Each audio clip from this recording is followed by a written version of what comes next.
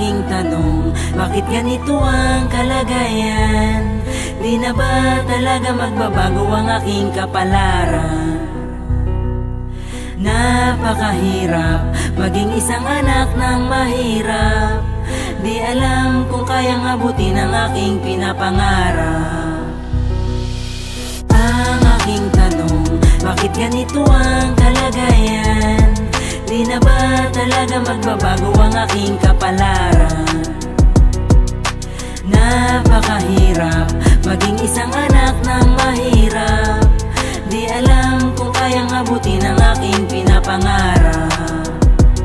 Hindi po nakapagtapos ang aking ama't ina, at sa higpit ng sinturon ay di na po makahinga ang aking mga magulang, pagkat kami ay salat. At bukod sa amin ay tila mapalad ang lahat. Buto ay laging banat para kami ay mairaos, maitawid ang aming pang-araw-araw na gastos. Ngunit paano po namin makakayanan ang lahat ng hirap kung wala man lang kaming tahanan na masilungan sa panahon ng tag-ulan, na matulugan o aming mapahingahan dahil mapahigaan na miyari sa karton. At hindi ko po alam kung tingin sa amin ay ampon ng ating Panginoon, dahil kahit na manalangin ay hindi po namin matanggap biyayang para sa amin. Kahit anong gawin, kahit pala magsikap, mahirap po pala ang maging anak mahirap. Ang aking tanong, bakit ganito ang kalagayan?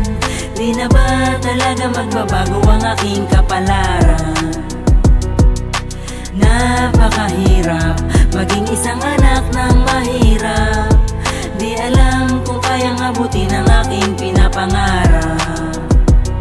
Ako'y nasa 7 taon at ikauna na baitang, at imbis mag-aral ako po'y maghahanap na lang ng maaari naming mapagkakitaan, upang kahit papano sila'y aking matulungan. Pagod na si ama, may sakit pa si inay, kahit sa panong paraan basta't makapagbigay ako ng makakain at ng pambiling gamot. Gagawin ko ang lahat para makapag-abot. Basura ay dinadampot, mangangalakal na maghapon, dahil sa amin ay mahalaga ang inyong tinatapos. Sinusuong ang kanal, bahoy di iniinda, tinitiis init ng araw kung saan sana pupunta. Kakayanin kahit dito madali, basta ang mahalaga may kikitain pag uwi. Kahit anong gawin, kahit pala magsikap, mahirap po pala ang maging anak mahirap. Ang aking tanong, bakit ganito ang kalagayan? Di na ba talaga magbabago ang aking kapalaran? Napakahirap maging isang anak ng mahirap. Di alam kung kayang abutin ang aking pinapangarap. Alam kong ayaw ni inay at di sang-ayon si ama, ngunit ako lang ang maaring tumulong sa kanila. Kaya sa mura kong edad at batang pangangatawan, responsibilidad nila ay aking ang ginampanan. Panay ang lakad ng paa, tuloy lang sa pagkayod, at para sa kanila ako'y di pwedeng mapagod.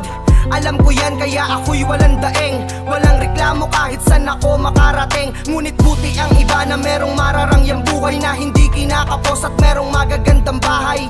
May salapi at meron ng lahat-lahat, hindi nahihirapan, hindi nasasalat, mabibili kahit ano man ang kanyang naisin. Kahit sino naman, di ba yun din ang mas nanaisin?